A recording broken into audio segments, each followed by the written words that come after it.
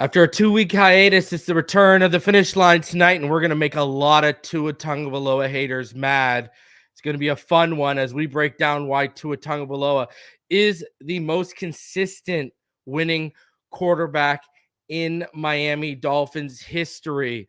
On top of that, ladies and gentlemen, we are going to talk about Dak versus Tua round one.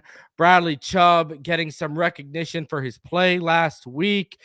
Are Zach Sieler and Christian WIlkins the best interior defensive duo in the NFL? We're going to break it down all tonight. Smash that like button. Subscribe if you're new. Let's get into it.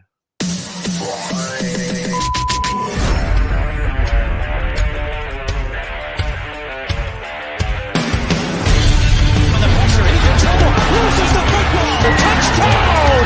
Got it! You have got to be kidding me. Jalen Waddle has a Dolphin touchdown. And he will score! Field down the near side, that open. Touchdown!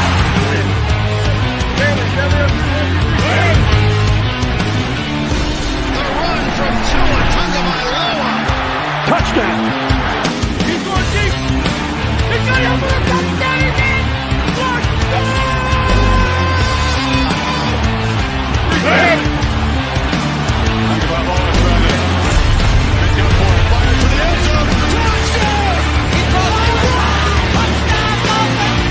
Beautiful day to be a Dolphins fan.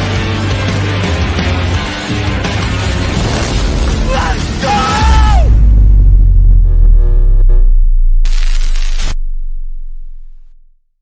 All right, huddle up, huddle up. We're gonna crank these engines up on one. All right, wait, 80. Wait, set. Drivers, start your engines.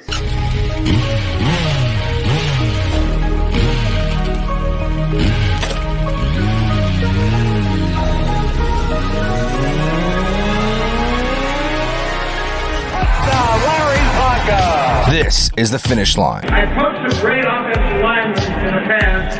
Larry Little, Dwight Stevenson, Jim Langer, all Hall of Famers, and Richmond Webb belongs to that same group. Here are your hosts, legendary Miami Dolphins left tackle Richmond Webb, Reason, and Mr. Ballgame.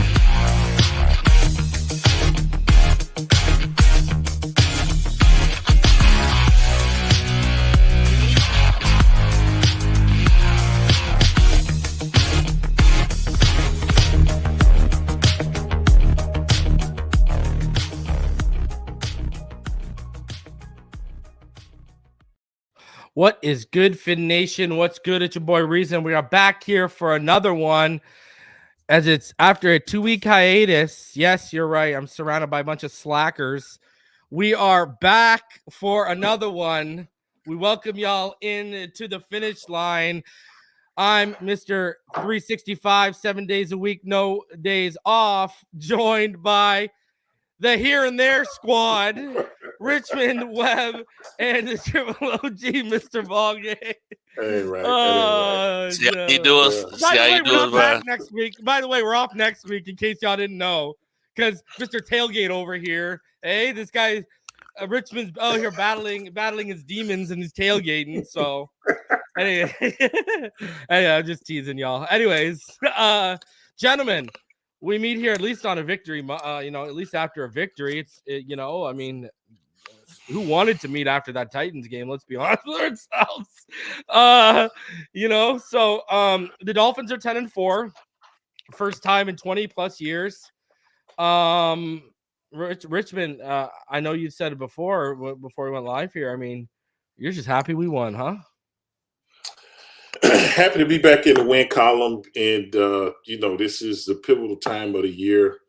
The last few games left, and this is a time during the season that you can't underestimate anybody. Typically in the first half of the season, a lot of things that most of the time you haven't shown, but by the time you get halfway through the season, you've installed or implemented every now and you come up with a wrinkle or whatever. But people know what you got to do. So now it comes down to basically being able to execute and perform and not make the mistakes to actually get the job done to continue to win the football game. And like you said, you brought up the Titans game. That's an example. But there have been other examples around the NFL as well where the team you expect to win, the other team wins for whatever reason. But yeah, you're right. I'm glad we were off where we didn't have to do a show after the Titans game because that one shook me up a little bit. But always good to be back in the win column, be back on the show with you guys and with everybody chiming in the chat. I was looking at that before the show started. So, yeah, I'm in a good space and looking ready for the next one to continue to ride this thing on out and into the playoffs. So, yeah, I'm in a good mood. How you doing, Mr. Ballgame? No, I think great space right now, man. This season has pretty much added up in a lot of ways to what I anticipated and where we would be and hope we would be. The injury bug showed up, but it didn't decimate us. We had guys step up in the absence of players and show us things that we felt they could do, and they fulfilled their roles of stepping into roles and doing things sometimes that we didn't expect them to do. And that's a part of becoming a team. I like how they've bounced back from that Titans loss. I think that, in my opinion, they took them lightly, lost the momentum, and just were never ever able to gain back the momentum of the game. And the Titans didn't have anything to lose and had everything to win, and they played as such, and we didn't. But those are things that you learn as you go through a season like this. So many different highs to talk about, but it's the lows that define you. And I do believe that in the course of where they've come from week 1 to now, this is a team that, like I said yesterday, I think TD he tweeted me, and I told him, I said, fully healthy and fully focused, this team can beat anyone, and I like what I see from them. So it's just a great space. 10-4. Oh, let me tell you something, Ballgame. There's someone out there, not him, but there's someone out there trying to paint a narrative that people out here are lying, and it's because McDaniel's been figured out. It's not because of the injuries to this offensive line that we're at right now. When it's not who you were tweeting with. It's not him. It's someone else. Okay. And they're trying to paint this narrative that people are out here lying about the injuries to Tyreek Hill and the offensive line being the impact of why this offense is struggling lately, as opposed to, no, it's because McDaniel's been figured out. When we're watching a game plan against the Jets, who, say what you want about the Jets as a whole, they were the number 2 defense against the pass. They were the number 5 total defense heading into this game. And, look at how quickly we were look at how quick our pass game was an extent. We got back to, remember a couple years ago where our pass game was an extension of the run game because we couldn't run the football. Yeah. That's what they were doing with the short game, because they're because they just had to get the ball out so quick that our pass game became an extension. We drew defenders up. That's why we hit them over the top. Remember, Salah called that timeout randomly in the second half when we lined up because he noticed we had them again in a matchup that Tua and pinned in on Tua after Salah called the timeout, and he was smiling. It was in the third quarter, I believe it was. About it. Yeah. And Tua was smiling because he knew I had you, right? And so, but people that whole game plan was compensating for not having time in the pocket all season. Even when our offensive line ball game was as healthy as it's been, we were still game planning to get the ball out of his hands in 2.2 and under seconds, because that's it. We just aren't asking our guys in our system to hold their blocks for 2.5-3 seconds. When you see Tua, when he you look at that game against Tennessee, right, where we were under pressure 39% of all of his dropbacks, 40% of all his dropbacks, his time to throw was over 3 seconds because, it was 2.7 some odd seconds, his highest of the season. Why? Because when he was under pressure, his time to throw was 3.13 seconds because reads were taken away. He was having to flush out and move, right? But people are trying to say, he had all this time to throw. No, he was on the run. You know what I mean? But that's where people are twisting these narratives, bro. It's unbelievable. Yeah, but that's again, that goes back to the whole understanding that we have that everybody don't know ball, and because Vrabel did a lot of different things that we hadn't seen all season, to confuse Tua for one, and to reroute receivers as well. And then when Tyreek did get banged up, that took. I mean, if you go all week long say you're gonna prepare dinner for your family and you got a whole dinner prepared around this filet mignon, and then you get to the day when you pull out the meat and you can't cook the filet mignon. Everything else that you had around it, it's just not gonna taste the same because it was supposed to go off of what that filet. And so that's what Tyreek was. He was the filet mignon, and everything else around it was prepared for that. The game plan went out the window. You had to adjust in game, and we've learned McDaniel's not the greatest yet. Greatest guy for that, right? Yet, right? Because he's only 2 years deep as a head coach, right? Like. Right. But you saw but that's why I said I felt all week. I said we're gonna handle the Jets because he's gonna have all week to adjust for all these injuries, including the offensive line and Tyreek. He'll and what did we see? Totally adjusted to it, and we won, right? And we see our 1A, we see our 1 go down, or not even be available, and then 1A stepped up and was the dog that we expected him to be. Yep. And there was no hiccups. You know, they had some issues in the first drive. But after that, they kind of figured it out, get back to the run, get that established in there. Short passes here, short pass there. Because you didn't think about it, right? People don't understand this conceptually. The average football player only lasts anywhere between 6.5 to 7 seconds, right? Mm-hmm. So if Tua's getting the ball out in less than 2.5 seconds, that means that when you think 1,000, 2,000, the guy's only literally 2 steps up the field before the ball is gone. He's trying to make his move and get his hands up and all this other stuff. Tua's throwing the ball into these lanes where guys don't even finish their pass rush. That throws a lot of things off. Or he's getting into spaces where guys can make plays. And while these guys are taking the defensive linemen are taking 2 steps up the field, linebackers, really good linebackers, still read and react. They still have to take their drop step, or they still have to take their read step and then try to figure out where the ball is going. But he's getting it out that fast. They're not, by the time they're into their read step, the ball is already gone. Now they got to retrack and retrace. And the ball is already on the edges and out of there. So what they're doing is masterful because you essentially taking away the defense's ability to be aggressive against you. So now the defense has to sit back and just hope and pray that you make a mistake. And that plays in our favor because when you got a quarterback that's as skillful as putting the ball into tight windows and anticipating the route of the receivers, that's like dropping, you know what I'm saying? That's like dropping pennies in a bucket from point blank range. He can do that all day.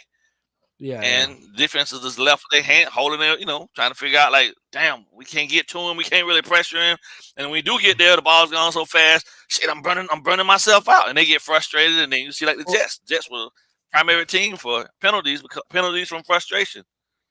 Yeah, and it's exactly what you said too, because when we have like bunch sets or route concepts with it like close to each other, there was one play where CJ Mosley was outstretched and Tua caught him. Not even a full step, like a quarter full step to his left, caught him just enough that Mosley realized it, then was flat-footed, and in the time he's flat-footed, ball was there, and he couldn't do anything. Like there was just nothing you could do. And CJ Mosley's no joke, right? Like you're talking about like a 5-time All-Pro here, right? He's like he's definitely he a dog. He's definitely a dog. Yeah. So man, the things he does is it's crazy. So. I got to get off the top here because, the opening, first of all, actually, I got to go over this before we get into the title here because I'm about to ruffle some feathers, the Marino fans. And remember, I'm a Marino fan. This man next to me played with Marino. Ballgame was a Marino fan, okay? Yeah. Like the Greasy fans, y'all are about to be, if y'all are Tua haters and you're one of those, you're going to be real mad in about 10 minutes, so stick around. But before we get into that, I wanted to show this gentleman this clip from Hard Knocks because, boys, we got our guy. I'm sorry. Why do you not want to go out and play for this guy? I mean, baby. Exactly. That was the one thing I like.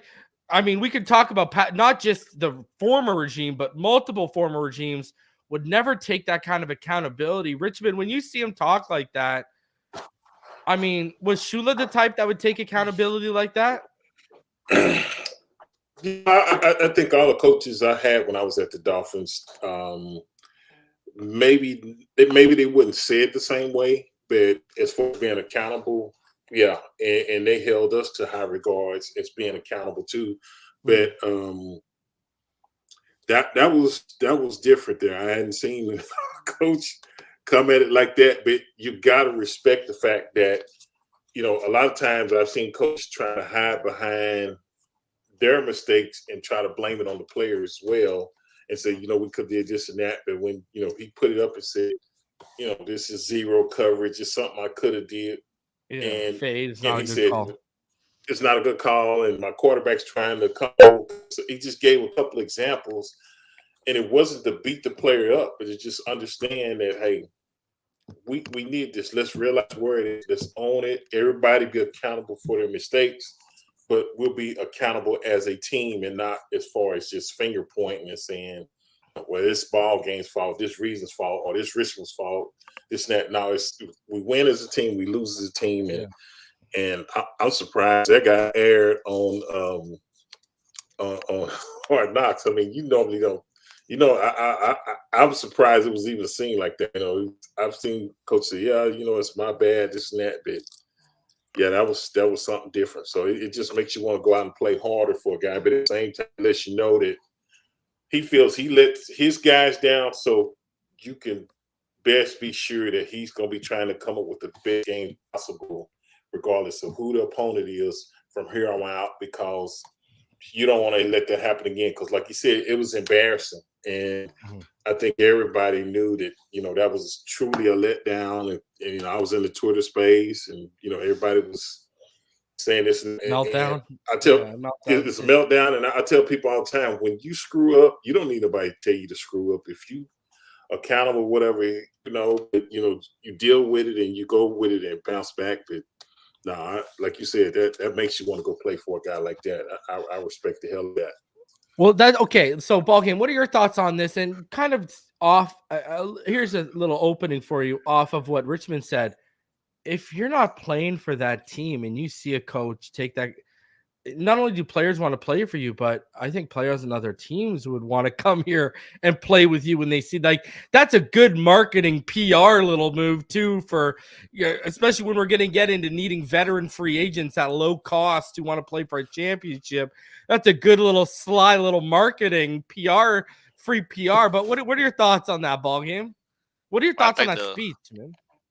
Well, the speech in itself was magnificent, because I think what it did was it tied in the whole concept of understanding that he's no bigger than them. They're in this together. When he said it, I think it probably threw them for a loop when he told them right out the gate that this was probably the best thing that could have happened to them. Because as a player and as a coach, nobody really wants to accept a loss, right? And you have to go back through 100,000 things sometimes in your mind as to why we lost. But he said, I got 15 shit things that we did that I know without a shadow of a doubt cost us this game. And that's what that meant, that he went back and he looked at it and he became accountable first. And he was telling them, it's not just you that messed up. I messed up too, because here's why I messed up. I got zero coverage down here in the red zone. I got a guy coming in motion, and I got my best option for my quarterback is trying to throw a fade route. Right, when I got so many other guys, not even 6'4". He's not even like 6'4", right? Yeah, exactly. Yeah. So if he's open and willingly he's willingly pointing out his flaws, which gives him the option at that point to be able to go out to one of your veterans, which was the play that he showed on X, and asking X, you're trying to overcompensate, but you got to trust the guy behind you to make the play. You had three guys, right? If your responsibility is cover two, they send a guy to the flat. You come off of that, but you stop the underneath guy from being able to get underneath because you still running with Hopkins. You took it upon yourself, played outside the scheme. Play within the scheme. We might have been able to make that play, but the guys up top hesitated because you still carrying Hopkins when you should be down here on the low. Right. Well, and there's other point is, right? Like, if they would have got that touchdown in the red zone, would X be overcompensating, right? Wouldn't he be in that position? Would X be looking for the pick, right? X wouldn't be looking to make the play because he would understand, okay, I just got to, what you're saying, stick with my reads and my responsibility, right?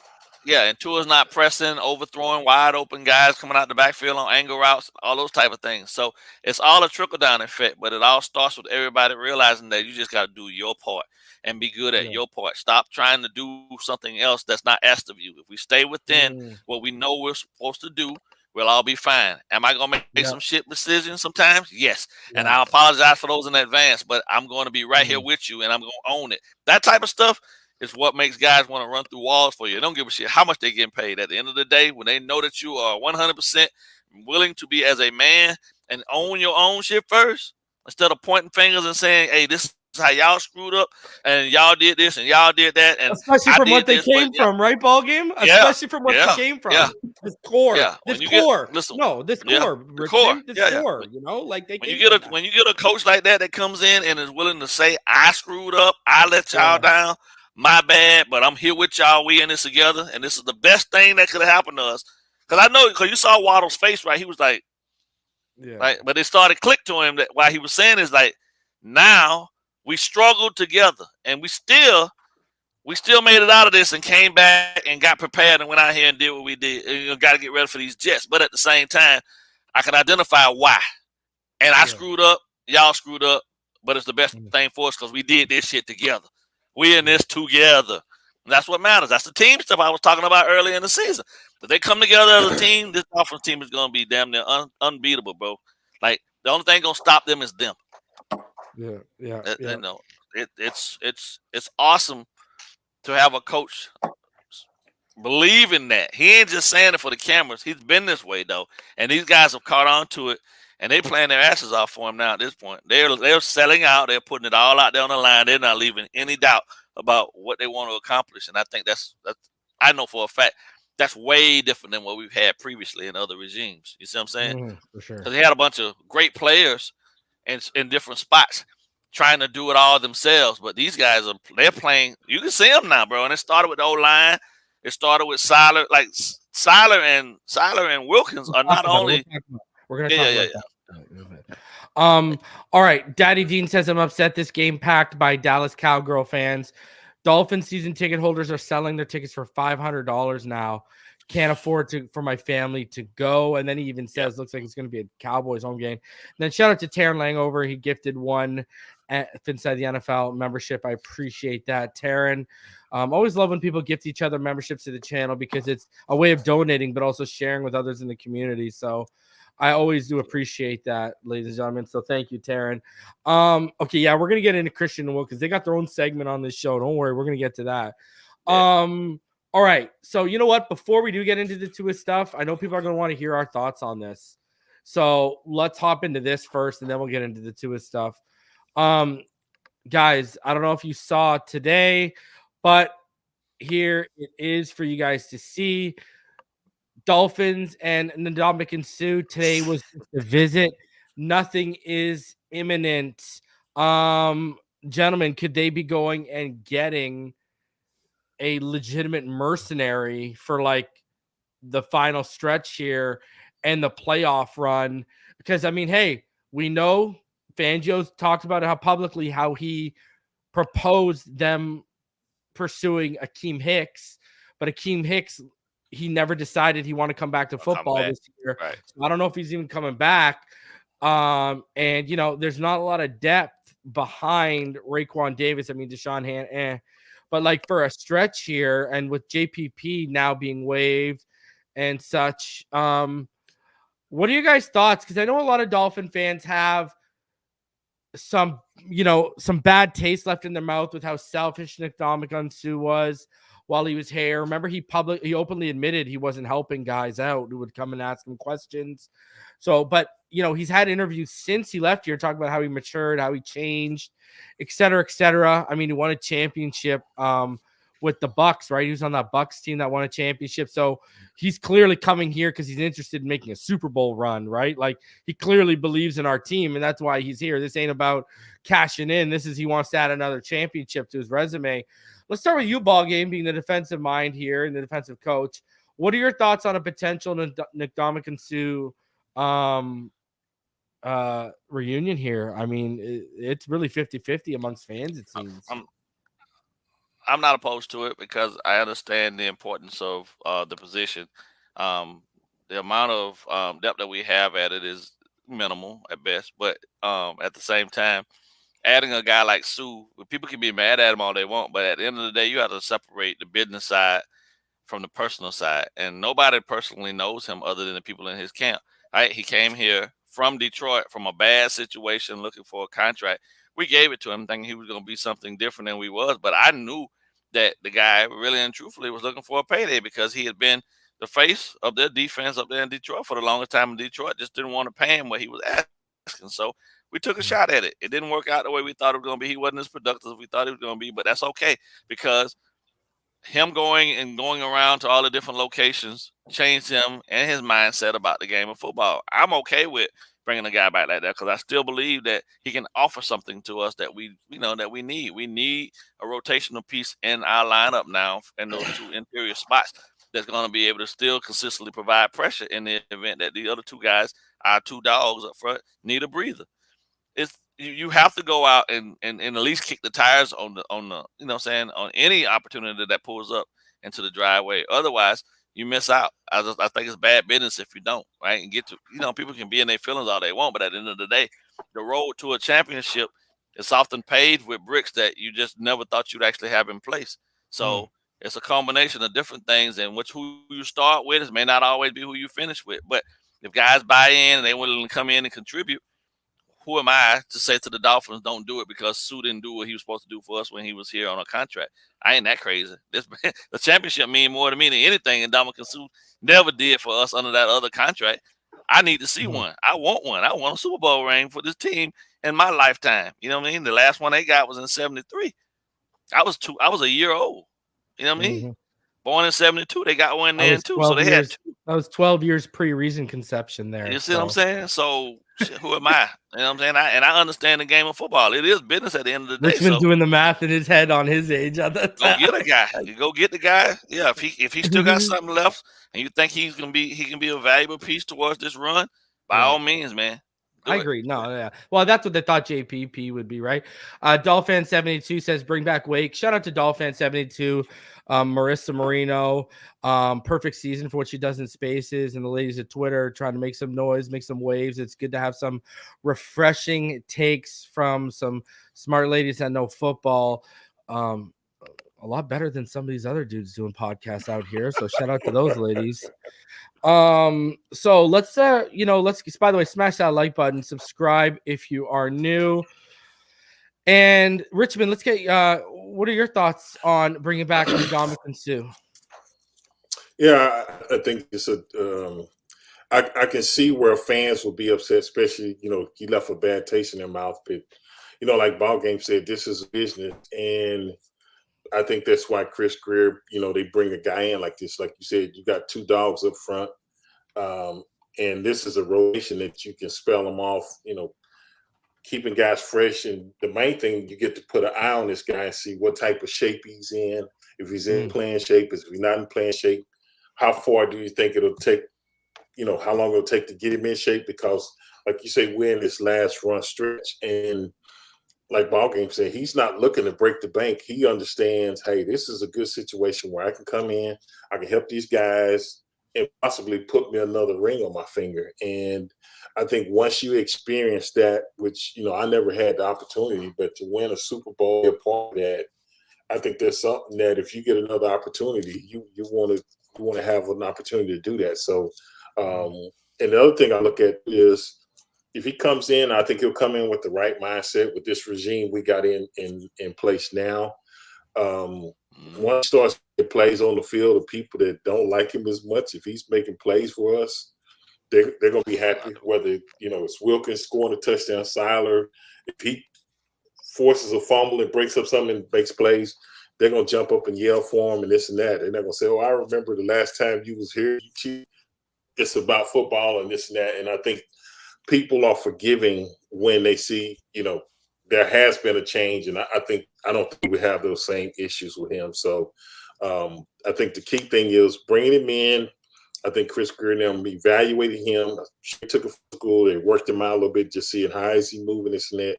Try to figure out what kind of shape he's in and if he's ready to go, if he needs a week or two. And he's a happy veteran, and he can definitely cause some disruption in the middle. I remember him playing. He was a dog. So it would definitely be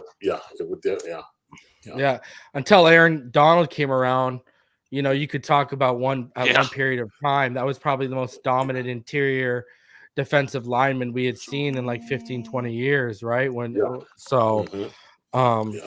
mean, we all know how good he is, right? So all right, let's piss off some Tua haters because it's always fun, right? And the best thing is always piss them off with facts because then they got no argument. Now, we'll go over it, but guess what? I mean, we got updated chart. The whole first read narrative is absolutely dumb because, again, Tua, there's only 6 people in the NFL, 6 quarterbacks in the NFL who throw to their first read less often than Tua Tagovailoa right now. And yet there's only one quarterback in the NFL who has a higher EPA per play on his first read than Tua. Go figure. That shows you how effective he is on his first read, but he doesn't have to go to it as often, right? So anyways, I wanted to show this. Let's crunch some numbers. Now, you've seen the title. Tua Tagovailoa is the Miami Dolphins' most consistent winning quarterback ever. Well, yes, he is. I mean, when you put Lombardi's aside here, when you talk about just from a winning standpoint, because people all of a sudden want to make wins and losses in crunch time. They throw out the context of the first 3 quarters, and in crunch time, wins and losses become a quarterback stat. So let's talk about wins and losses as a whole, since some of y'all want to talk about it as a quarterback stat.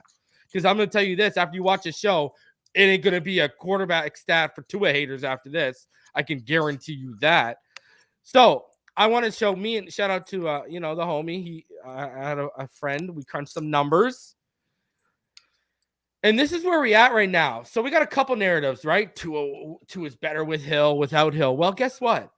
Tua with Hill, he's 17-9. That's a 65.3 winning percentage. Without Hill, he's 15-8. That's a 65.2 percentage. So guess what? With or without Hill, Tua is still winning 65% of the time. Now, Flores and Mike McDaniel. People want to say, okay, well, Mike McDaniel, man, blah, blah, blah, blah.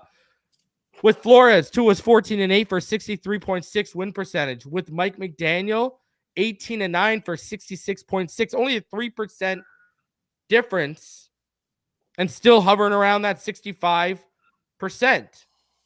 I mean, let's talk about the fact that he's 32-17. But anyways, now Miami with Tua, they have a 65.3% win percentage. Since Tua Tagovailoa has been a Miami Dolphin, without Tua, the Miami Dolphins have a 42.8% win percentage since Tua's been a Dolphin. So this is when he was injured, when he wasn't starting early on in his career. That's what their winning percentage was in the Tua era without him. We don't even win 50% of our games. We win 42.8%. Okay? Now, when we look at Dolphins quarterbacks, people are going to say Marino, Greasy. That's fine and dandy. Guess what? Right now, Tua Tagovailoa has a better win percentage than Dan Marino, than Bob Greasy, than Ryan Tannehill. Ryan Tannehill, he has almost a 20. There were people in this community who years ago were trying to tell you Ryan Tannehill is the answer. Ryan Tannehill is a franchise quarterback. And Tua Tagovailoa has almost a 20-point lead in terms of percentage on Tannehill win percentage as a Dolphin starting quarterback. 65.3% to 47.7%. Now, when you take all the other guys, the Cleo Lemons, whoever you want to throw in there, all the other guys, you combine them, they have a 49.5% win percentage. Listen, I'm sitting next to a man who played with Dan Marino for a long time. Tua has a 4-point lead on him right now. Bro, we all, hey, Greasy. We know what Greasy did. We know the trophies Greasy. 5%. All right? Either way you want to cut it, there's clear way 3 guys who are above every other name that's played quarterback for this franchise. Tua, Marino, and Greasy. No one else is even clearing 50%. Facts. All right? Now, let's go to the draft class. All right, let's dive into that draft class, that 2020 draft class. Now, I want to also preface this when you look at this. Remember, Jalen Hurts joined a 9-7 team. Tua Tagovailoa, Joe Burrow, and Herbert, they joined losing franchises. Jordan Love joined a team with Aaron Rodgers, okay? But look at this. Tua Tagovailoa's winning percentage, 65.3. Joe Burrow, 55.8. Justin Herbert, the great white hope, 48.4%. If I were to tell you going into that draft class, we would draft a guy who had the second best winning percentage. It would be over 65% from that draft class. And the only other reason that he's getting beat by guys is because that franchise was ahead of us roster-wise in terms of Hurts. Who wouldn't want that? Who wouldn't be happy with that? At the end of the day, guess what? It's not about touchdowns. It's not about yards. It's about wins and losses. Who wins? Yep. And I've said this before. Now, you can go back and find the receipts. Does reason believe wins and losses are quarterback stat? First 3 years, I say no. But I always say, look, when you start getting to year 5, year 8, year 10, why did they bring it up on the screen all the time when the quarterback trots out there? Because now they've been in the league for over 5 years, and you start looking for trends and patterns. Does this guy win? Does this guy lose? Right. First 3 years is all about what do we have? Do we have a guy that can win in the NFL? From there on, it's about, okay, now how often does this guy win in the NFL? So it's always been a technicality with me over wins and losses. But, I mean, the numbers are here, ladies and gentlemen. You can say what you want, because you got people out here, they want to complain about Tua. Okay, so now what's your answer? What is your answer to your issue? You're going to give up a guy who wins at that percentage? You're going to give up a guy with a career winning percentage of over 65%? That's not going to happen. And we've lived in the era where we leaned on the defense, and we've lived in the era where we can lean on the offense and the defense. And guess what? Still 65%. You see it with Hill, with Flores, and Mike. I mean, people always want to complain about our quarterback, but I just showed you you can only find one guy from that draft class with a better winning percentage, and it's because he joined a franchise who roster-wise was much farther ahead than we were. That's why they got Hurts in the second round, not in the first.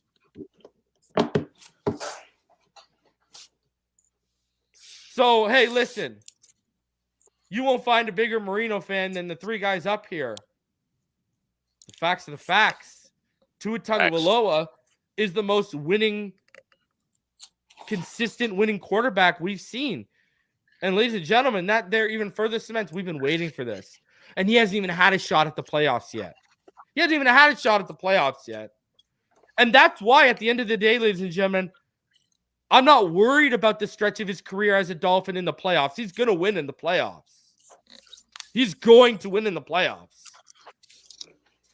So let's start with you, Richmond. You played with Marino. You saw the greatness right in front of you. When you see that, does it kind of put into perspective of how good we really have it in terms of at that position right now? Yeah, I think Tua is good. I've always liked him coming out of college, that. So you've never heard me say anything but good things about Tua. You know, I even said, you know, if he wouldn't have got hurt, he would have been the first. He would have been the first quarterback taken in that draft, other than Joe Burrow. So, no, you don't hear that from me. Now, me, of course, you know, Marino is always going to be. Marino always going to be my guy. You know, because I battle with him and this and that. But I think he's definitely the quarterback that can bring things back into position where we're that winning franchise, and you can definitely build around him. I think he has that skill set. I think he takes accountability, win, lose, or draw. You know, he's not afraid to shoulder the responsibility and put the onus on himself. So I like that about him. He shows all the characteristics of a winner, and you just got to build around him. And hats off to Chris Greer. You know, we got Mike McDaniel, coach. They've surrounded him with everything he needs. Just continue to put the people around him, and I think we're going to be real happy. And I think that's why you've seen the progression continue to take in an upward direction since, you know, he's been there and the pieces are surrounding with him. So, yeah, I don't have an issue with that. And, I mean, look at this. Tua Tagovailoa has the same exact winning percentage as Josh Allen. And check this out. Only Purdy, who actually has a small sample size and took over a Super Bowl team, only Purdy, Mahomes, Lamar, Garoppolo, and Hurts have better career win percentages than Tua Tagovailoa right now. Yeah, but that San Francisco roster loaded, but they don't talk about that. How many of those guys were on San Fran, right? Garoppolo's because of San Fran, right? Yeah. I think for me, man, when you factor in, I think it's a blessing, man. I've been saying that all along. Like I'm like probably the hardest person to convince to fall in line behind a quarterback, because I know that position is so dependent on a lot of other pieces around it. Like, I don't give a damn how great a guy is. You saw Andrew Luck in my football experience. Andrew Luck was by far the guy that came out of college the most prepared that I've ever seen in the modern era of football. Dan was the only other one. It was Dan and then Andrew Luck, and those guys came ready to go. And even then, they struggled in some spaces because of the fact that there were deficiencies around them.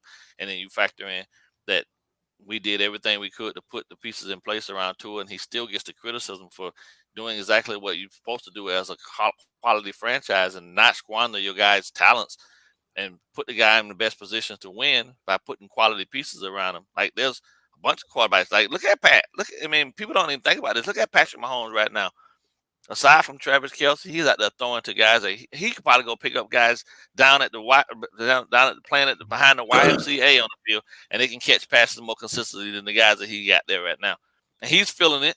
Yeah, they won a Super Bowl without Tyree, but they look like a shell of themselves, right? When you got over 35 drop passes by your NFL receivers in a season in crucial points, that starts to chip away at the confidence of your quarterback as well, because at the end of the day, he can only do so much. Right? So I don't understand why people always want to act like Tua has to go out here and be Superman when the smart plan is put quality pieces around them and they can all thrive together. Right? Maybe it was just, and I think it was a big, huge anti-Alabama contingent that really hates him the most, because they took something away from him maybe during his college days. Because as far as I'm concerned, the Dolphins still ain't won nothing significant. We're still building towards something, but all this hate that people have for this kid, man, it's just unreal. Like, you can't really hate on him when he does so many things so well, and he's just such a nice guy. At some point, you just got to say to yourself that people just ain't gonna be happy about anything, and you just let them be. And that's the way I deal with it. They're just never gonna be happy, right? Some things, just because they jump out on these tangents and they say stuff so much that they start to convince themselves that the only vision that is going to be ever suitable for this team is theirs and theirs alone. And then when they're wrong, they're not really man enough or woman enough to say they were wrong about it, and then take a step back and to say, you know what, let me just look and see for myself without this lens of bias on really what's happening. Oh, shit, this team is actually trending upward. The Dolphins are exactly the team now that I've seen a lot of sports shows say, man, them Dolphins going to be tough to beat. Week 8, week 9, same people. I watched the same, and I don't drop no names, but I saw the same people saying, I don't know. I don't think so. They know they don't think they're ready. I think they phony. But now this past weekend, 30-0 against the Jets. And that high-powered defense that they got is like, oh shit, these Dolphins for real. Oh yeah, Tua's my guy. Tua's my guy. And you ain't said that shit in week 5 and 6, 7 and 8. I heard you, but now all of a sudden I hear your guy now. Oh yeah, okay, whatever. But that's gonna happen because people don't really want to have to stand on what they said, and you know we'll allow them to backtrack just because the momentum around this team is so positive now. Man, whatever.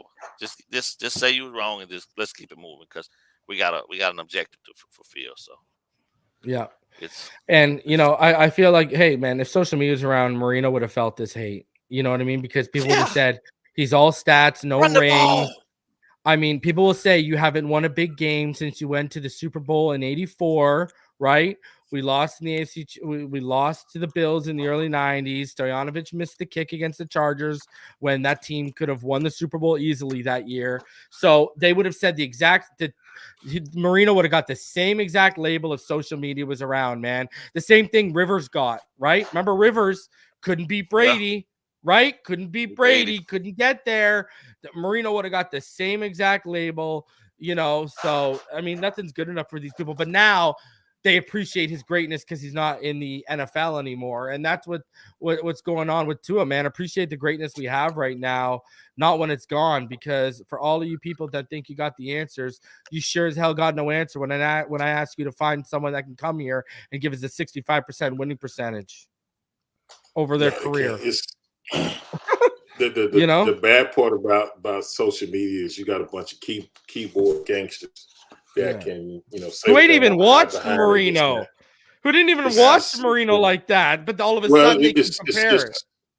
it's bigger than that. Is you brought up some important facts. It's just people can say what they want and hide behind. That's why I'm glad I didn't play in this era. It's too much attention sometimes, and it's like y'all don't really sit back and think. Y'all just throw something out there. If we win, you happy. If we lose, we need this and that. It's like, man, breathe. Listen, I don't think people really realize that they got players on other teams as well. It comes down to execution, this and that, and sometimes there's 2 or 3 plays that make the decision of who wins and loses a game. But they just look at, oh, you should do this. Or it was almost like when we scored 70 points against the Broncos. People were expecting us to go out and do that every week. I'm like, man, it don't happen like that. It don't happen like that. It's not realistic. It's just that's almost like a once in a lifetime. You don't just go out and just thump people like that consistently, week in, week out. Ain't nobody out here like that. So I listen and this and that, and if I see people don't listen, sometimes you got to just chuck them that deuce and then just say, hey, man, okay, whatever, peace. But yeah, social media is a different beat, man. That's all I'm gonna say about that. So. Yeah. Like, Roy brought up something that I always bring up. He said, look at Dan's interceptions. I truly believe these people didn't watch Dan Marino based on that. I mean, you played with him, Richmond. There were playoff games where you guys were having to overcome 3 interceptions in a game because he was slinging it just out there. People forget, that's why I tell people Tua's a gunslinger. People try to, allocate gunslinger with, that means big cannon arm. 55, No. 65 times a game, bro. Yeah, no, gun, exactly, right? Gunslinger is a mentality, right? And there's different ways you can be a gunslinger. You can be a gunslinger with ball placement and anticipation, and that's why we dropped Tua back 42, 46 times because he gets in that rhythm and he's slinging it, right? So, I mean, you saw the interceptions. You guys would have to come over. And again, I mean, listen, how many big games? I mean, let's talk about it. How many big games were left on the field in the 90s, right? Like, we know what the deal is. Well, it was games we could win offensively that we couldn't win defensively. It was games that, like you said, even some of those interceptions at times it could be receiver ran the wrong route. I saw that this past game, and I seen the receiver tell Tua, say, "Hey, my bad." This and that. So people make mistakes, but people just look at the stat sheet. But unless you got a truly understanding of everything that's going on that play, this and that, it's hard to judge. And sometimes a tip ball, it's different factors. So that's why I say, that's why I can really appreciate when you showed the clip of Mike McDaniel, him talking about his accountability, but everybody's accountability is one, rather than saying, "Oh, we got this guy." It's about one and unifying as one and going forward. And like Ballgame said, you're running to a wall for a guy like that, and that put I could feel that right there. So I was like, I can play for somebody like that because I can appreciate. You're not trying to throw somebody under the bus to save yourself. You're like, no, I make mistakes just like anybody else. So, yeah, that's what you look for. Think about this. Yeah, you said a gun. Go ahead. You said a gunslinger mentality, right? So in Dan's career, Dan never had pass attempts in any game of less than 45, and the most he had was in 2 games, and one in '97 and one in '98, where he threw the ball 60 times. Everything. So he had a 45. Nothing less than 45 attempts per game, all the way up to 60. If that's not pass dominant in a situation where you're going to take more chances and now you put the team in peril, then I don't know what is. Because when you're throwing the ball around that much, you're going to have a whole lot of miscues. You're going to have some issues. Now, you got some highlight reel film footage for that, but you can't win big games throwing the ball around that much. And they never really gave him the running. They never really gave him the running game. I don't think he ever really they would give him the running game. He had one 1,000-yard rusher. In his career, he had one 1,000-yard rusher, Kareem Abdul-Jabbar, and he had 3 top 10 defenses in his career. Yeah. So they built the team around the golden arm of Dan, man. Well, he didn't want to run. I mean, Richmond can account for this. Ask Richmond what they told him when he came in. They basically told Richmond, "We're not concerned with your run blocking. We're concerned with your pass." Like, tell them, Richmond. I mean, what did they tell you when you came in? We was, it was already. When me and Keith Sims got there, he was already slinging it. He had already had the 5,000 yards. This, that, duper, this, that. So. me and Keith were more like an insurance policy. We would run the ball at times with, like you said, 40 times. It was nothing. And if we got stopped out on a couple of runs, you know, we would almost abandon the running game and just air it out. So we were probably 20 years, you know, our offense would fit well into a lot of offenses. Until a lot of what we got going on today. Yeah, not all emotions and stuff, but just throwing the football. Yeah, and you see more teams doing that now. But yeah, we were way ahead of our time back then. So yes, that's what it was. And when you get a guy that can throw it like that, you know, we couldn't argue. He's saying, this is what we got to do. So yeah, that's the way we looked at it. Yeah. So what is this? The year 84, they went to the Super Bowl. Had a top 10. We had a top 10 defense. In 90, you guys had a top 10 defense. In 95, you guys had a top 10 defense. And in 98, your defense was actually number 1 in points allowed. Number 1 in points allowed that season. So I stand corrected. There was 4 top 10 defenses in the Dan Marino era. So, but that's what it was. He didn't want to run the ball, man. I mean, like, you know, like not to the end of his career, right? After the Achilles injury, a little bit, you know, that probably would have been the time to take the ball out of his hands and run a little bit more. But yeah, and we did. That's when we got a 1,000-yard rusher with Kareem Abdul-Jabbar. Was in the late 90s, right? Yeah. Richmond, was he? Hey, it's Kareem your boy. Was your Kareem your boy? Were you there when he got served the papers from the real Kareem Abdul-Jabbar that he had to change his name? Remember, he had to change his name. Remember that? I was there. Jimmy drafted him, and from what I remember, that the ironic thing was, I guess before he was Kareem Abdul-Jabbar, his name was his real name before it became, you know, is that Muslim or whatever. So the ironic thing was the guy that named him that was the same guy that named the basketball player that, you know, years later. So it was just, I was like, that was amazing. Okay, yeah, but yeah. But good guy. He was a good guy. You guys had the high hopes for Cecil Collins, though, right? That was where the high hopes came. Cecil Diesel. You know, we had a couple of guys that, if we, you know, I think we could have had a couple more. I know early 90s, Mark Higgs had about 950. I think he could have went over, and I think Parmalee had about almost 900 yards, and like I think a couple people got hurt and he took off, but we just didn't stick. We could have had a couple more, but you know, it is what it is. But yeah, a lot of people say we couldn't run the football. That's what we wasn't there to run the football. We was there to protect Dan and let him do what he did. He did it well. So yeah, that's it. One of the, you know, him and Aaron Rodgers and now Mahomes to me are the best natural throwers of the football I've ever seen. But all right, so I gotta ask this: Are Salt and Pepper, are Christian WIlkins and Zach Sieler, are they the best interior defensive line duo? I know people used to talk about Daron Payne and Jonathan Allen, and you know, Aaron Donald and Brockers used to be one of those guys up there. But look at this. Let me just rifle this off for you guys. Between the two of them so far, they have 1 touchdown. That's Sieler pick 6. They each have an interception for 2 interceptions. They have 6 forced fumbles between the two of them, 3 each. They have 8 fumble recoveries, 4 each between the two of them. They have 15.5 sacks, 8 for WIlkins, 7.5 for Sieler. They have 22 quarterback hits, 13 for WIlkins, 9 for Sieler. They have 31 passes defended. And that's 19 for WIlkins, and that's 12 for Sieler.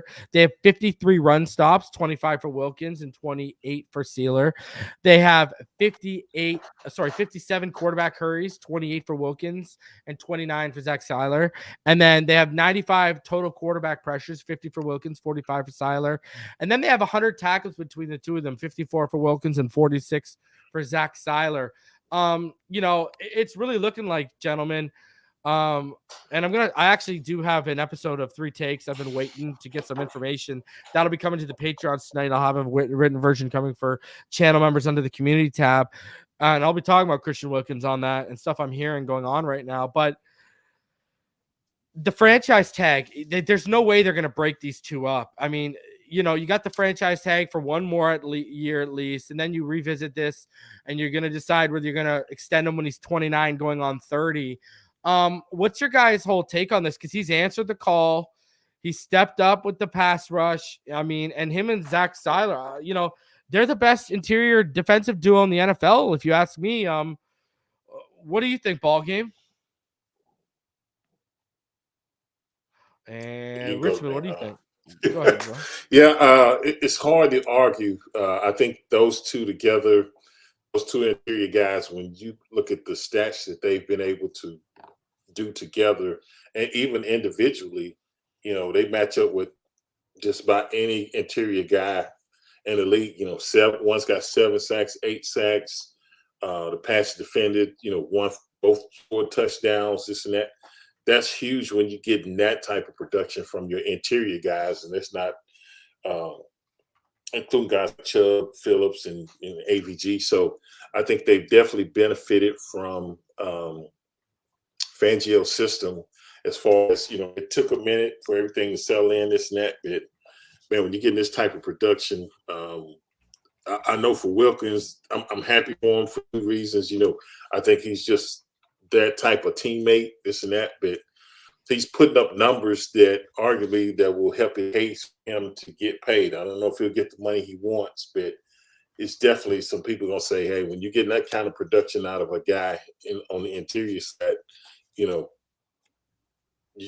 got to pay him. Now, I don't know what that number is or whatever, but it's definitely making that argument. And if it's not here with the Dolphins, it's definitely somebody in the league that's gonna probably pay him and give him, the type of contract that he wants. So I just like the way he's handled. He seemed like he's always had a positive attitude, even though he wasn't able to work out the contract details, this and that, and blah, blah. And he's having fun and got a ton of respect for him. So just got to wait and see. But now this year, I'll put those 2 guys up interior-wise against any other 2 interior defensive tackles and say, okay, yeah, based on what they've done, they've got to be the best tandem in the league, or if not top 2 or 3 tandems in the league, because they've been really productive for the Dolphins. Yeah, I think across the board, man, it's hard to find another tandem that's doing what these guys are doing inside of Fangio's system. I think the problem that for me right now at this point is always, you love the player, love the productivity, but the business side of it says that your running mate is doing just as much as you're doing, and he's not asking, he's not receiving as much as you're gonna be looking to get in compensation, and that's just hard to fathom that. You know what I'm saying? How do you look at Zach and say to Zach, your numbers are right there with Christian's, but we're going to pay him another $10 million more than you, right, for the same level of productivity. Like, that's that in a sense. They're going to have to come to some type of understanding that, like, you might be doing exactly what you're doing as a result of the fact that this dude over here bringing his lunch pail to work just as much as you are and doing the same amount of work you putting in, and his numbers are right there with yours, yet you want $10 more million a year than what he's getting. And yeah, you got the energy, but he's an energy guy too, and he just does his differently though. He does his through actions. You see it on the field. He don't need to be the rah-rah, let's, kumbaya guy with the high energy and telling jokes and all that stuff. The personality is cool, but productivity is what gets you paid. And Zach Sieler is really out there doing the same level of work, but at the same time, they peanut butter and jelly, bro. Like you can't, you don't get the best of the sandwich without having both of those ingredients there together. And it'll be a damn shame, right, to have Dolphin fans not be able to see these guys continue to flourish together just because of some contract issues and things of that nature. Because they feed off each other, they're best friends off the field, man. They go, I think Zach done got him to actually start going hunting with him and stuff and fishing and doing all these different things. And so the fun that they have together on the field, they also now taking it to off field into their personal lives. So this is really one of them stories, man, that's going to probably, if they don't get it figured out right, it's going to break a lot of hearts. And I'm going to be very disappointed, too, that they couldn't figure out something because this type of interior productivity we have not seen for quite some time, since the days of Darryl Gardner and Tim Bowen, in my opinion. Like, these dudes are really out there doing it, man. Like, they make it really extremely hard for your center and your 2 guards to have any time to breathe. You got to figure out who we doubling this play, and in the one-on-one, that guy that got the one-on-one got to have his ass cemented and dropped down and ready to play, ready to rumble, because that one-on-one is serious business. And I watch him rotate between who's gonna take the double team this time and this time, and they both winning, man. And it's just crazy, bro. No interior offensive linemen have yet to be able to deal with these two guys. They winning, and that just don't want to see it broken up, man. But shit, the business side of things, man, makes it always difficult, bro, to keep your pieces in place. So just cross my fingers, hope for the best. Yeah. All right. Well, sticking with that defensive line, because, gentlemen, I remember there were people, and I even said at the beginning, they had a good case for what they were arguing. I never openly agreed with it, but I said they had a case for the people making the argument about Roquan over Bradley Chubb. Well, Bradley Chubb has been so dominant this season, and he got recognized as AFC Player of the Week, 7 tackles, 3 sacks, 2 forced fumbles, and a fumble recovery. Shout out to Bradley Chubb, man, quieting everyone who doubted him, his ability, and the contract he was handed out. Absolutely balling out at a different level right now.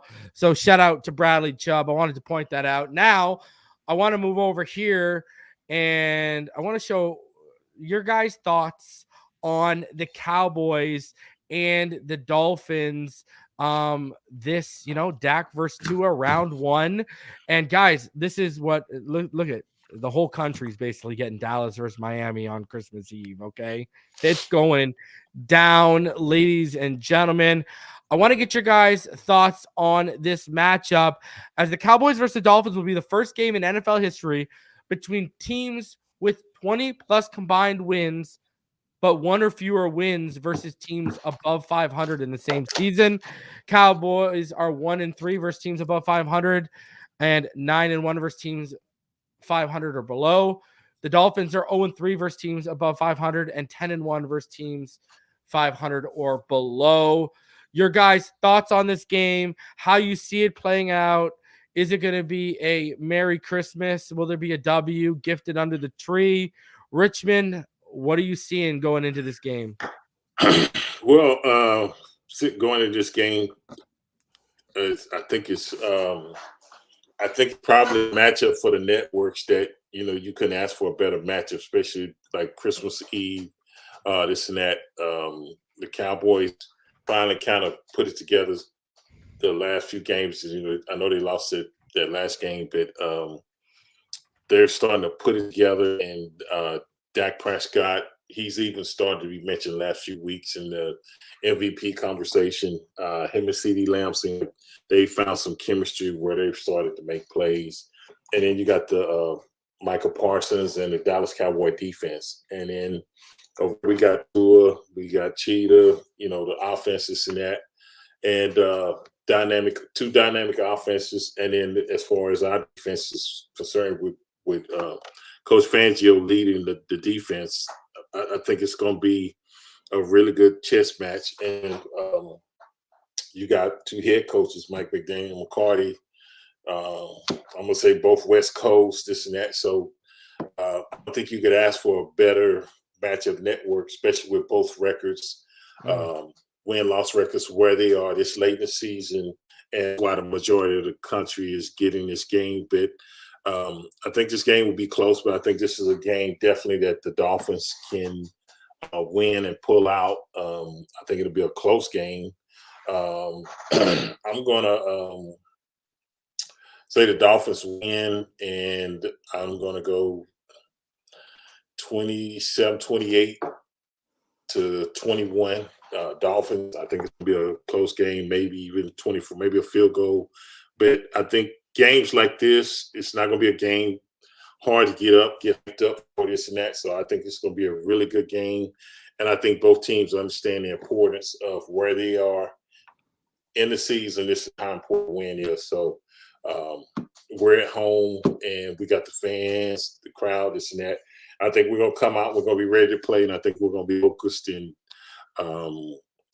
I hear the narrative about, the Dolphins hadn't won against a team over 500. That's in and out. I don't pay attention to that. Same thing with the Cowboys. These are 2 of the better teams in the NFL. One's in the NFC and one in the AFC. So I'm looking for a really good game, but I say the Dolphins edge it out 28-21. That's what I'm going to go with. Ball game, what do you think? So there's a lot of different matchups that I look at in regards to this game, and I had it scheduled. I had it circled for a while because I was wondering who was going to be healthy, and when Ramsey came back playing like Superman, that changed a little bit for me in regards to the matchup. CeeDee Lamb is representing that 88 extremely well, but for me, I think really when you take a look at the game as a whole, piece by piece, chess piece by chess piece, they have really one premier pass rusher up front that can be a problem. That's Parsons to me. He's the motor up front, right? So Jackson and Armstead, depending on which side he has to line up on, got to do their due diligence to identify him and figure out if they need help or whatever the case may be to limit him. Then from there, I think things, you limit Parsons, everybody else kind of gets frustrated, right? If Parsons gets off, then that's the fuel that that's the fuel that gets the other guys going. You know what I mean? So to me, they gotta stall him early, and the way to do that, and what I've seen teams consistently beat the Dallas Cowboys, is by putting that ball on the ground and running the rock consistently right at him. Because he light. Parsons is not the typical DN. He's kind of light. You know what I mean? Ball game. Do you shadow? Yeah. Oh yeah, for sure. After For what certain. he I did got that. Wilson?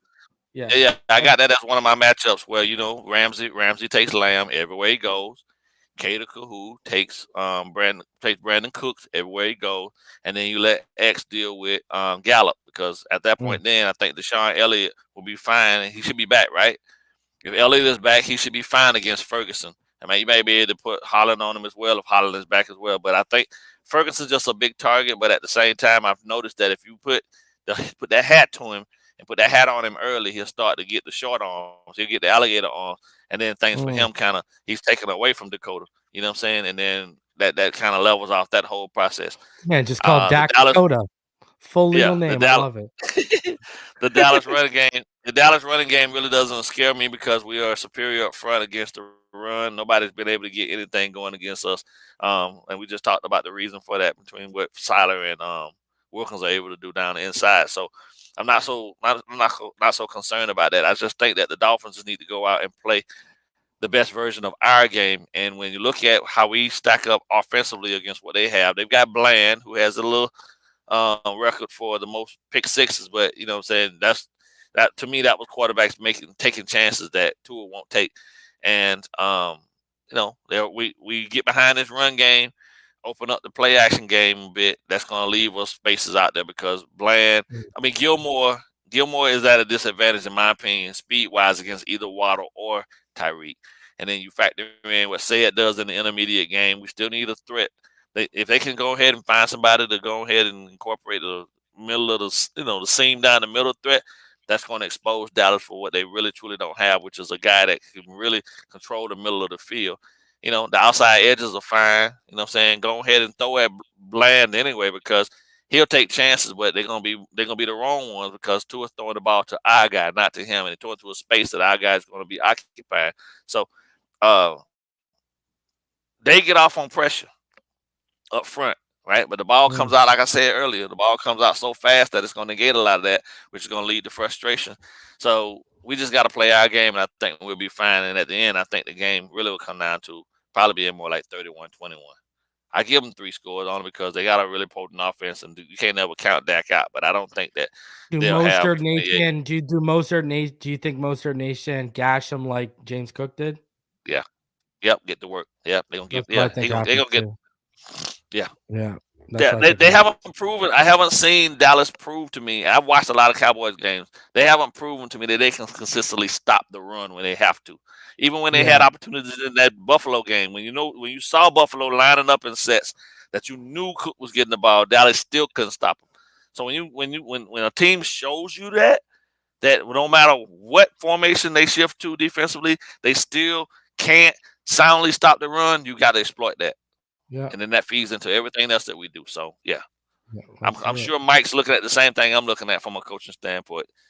Establish the run, play off of the run, get your big shots when you need them, put the ball in the hands of Tua and let him just eat on a big stage. Yeah. So very similar to what we just basically ran against New York, right?